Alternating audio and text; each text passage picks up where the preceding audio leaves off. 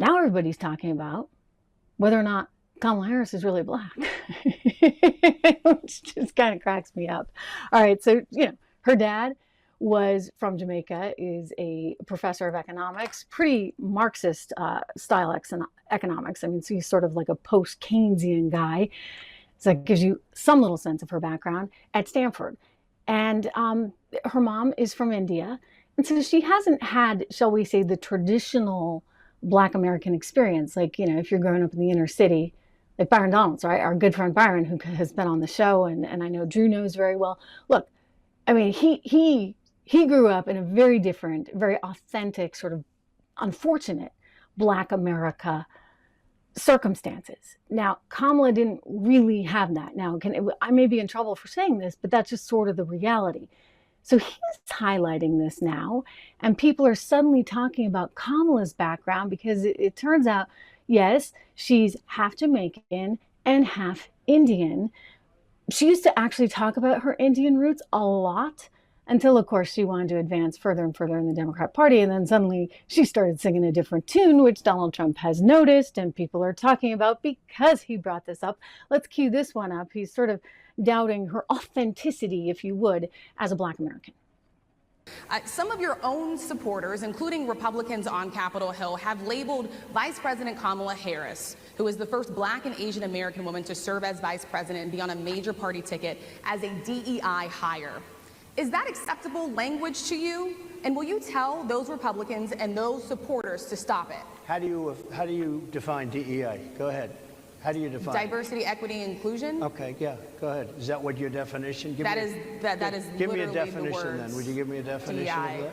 Give me a definition of that. Sir, I'm asking you a question, No, a you very have to direct define question. it. Define it for me, if you I would. just defined it, sir. Do you believe that Vice President Kamala Harris is only on the ticket because she is a Black woman? Well, I can say, no, I think it's maybe a little bit different. So I've known her a long time indirectly, not directly very much. And she was always of Indian heritage, and she was only promoting Indian heritage. I didn't know she was Black until a number of years ago when she happened to turn Black, and now she wants to be known as Black. So I don't know, is she Indian or is she Black? She has always identified as a Black woman. I She went to a respect historically either Black one. college. I respect either one, but she obviously doesn't, because she was Indian all the way, and then all of a sudden she made a turn, and she became a Black person. Just to be clear, sir, do you believe that she is... I think somebody should look into that, too, when you continue in a very hostile, nasty tone. He really doesn't like this reporter at all. At all. And, there's a way to ask questions and there's a way to ask questions. I get what she's getting at. Even with the first question being what it was and being so confrontational, look, she has to confront him, right? She's a journalist. She has to do it. But there's a way to do it and there's a way to do it.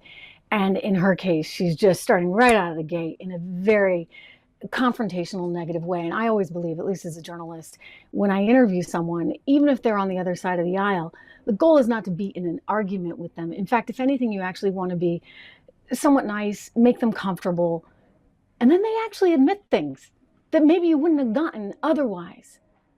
Right? I mean, and that should be part of the goal. You're trying to really have a substantive conversation with somebody so you understand their policies and how they're thinking. But you see the people on the left, they're like, boom, boom, boom, boom, boom. They don't want to hear it. They don't want to hear it. They cover their ears. It's like when they didn't want Tucker Carlson interviewing Vladimir Putin, right? They said, absolutely no. By the way, great news on getting the hostages out. I mean, that's wonderful. The Wall Street Journal reporter, I'm very, very happy about that. Whalen as well is now out. So that's very good news. And I imagine the administration is going to take some victory laps. I'm not so sure that Kamala can claim any credit for that, but very good news. You consider how the same community of journalists did not want Tucker Carlson to talk to Vladimir Putin. And I'm like, wait a second, but we should hear from him, even knowing that, of course, everything that you're going to get is entirely biased. You're going to just have to start with that premise. Don't you at least want to know the talking points from the Kremlin, along with the talking points from the U.S. administration, so that you can kind of balance them out and figure out which is which and make your own decision? I mean, part of being, I think, a smart voter and American citizen right now is actually trying to find what's real, what's not, understanding all sides so you can have an informed decision. But this team there at the National Association of Black Journalism, they don't want to hear from Donald Trump. Somehow they invited him. They probably didn't think he would ever accept the invite. He did. And now they're like, oh, wait, what?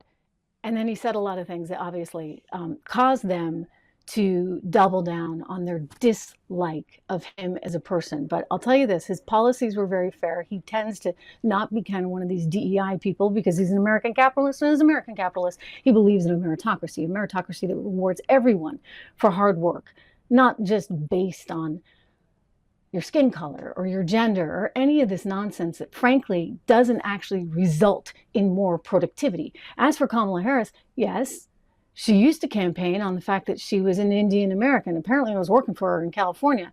And now suddenly she's singing a different tune. I mean, let's go back. She actually did a cooking show with this actress, Mindy Kaling, and she was very proud of her Indian recipes that she shared on the show. I think we have this tape. Okay, so what we're going to cook today Okay. is an Indian recipe. Yes. Because Yes. you are Indian. Yes, yes. Okay, and I don't know that everybody knows that, but I find that wherever I go and I see Indian people at the supermarket, on the street, everyone's like, you know Kamala Harris is Indian, right? It's like the thing we're so excited about to have you running for president. Yeah. So we're both Indian, Yes. but actually we're both South Indian. Yes. You look like the entire one half of my family. Okay, thank you. You do. I've been telling people You we're do. related already, Yeah. so this is perfect. It's basically true. Okay. It's frankly neither really here nor there, right? She's half Indian, she's half Jamaican.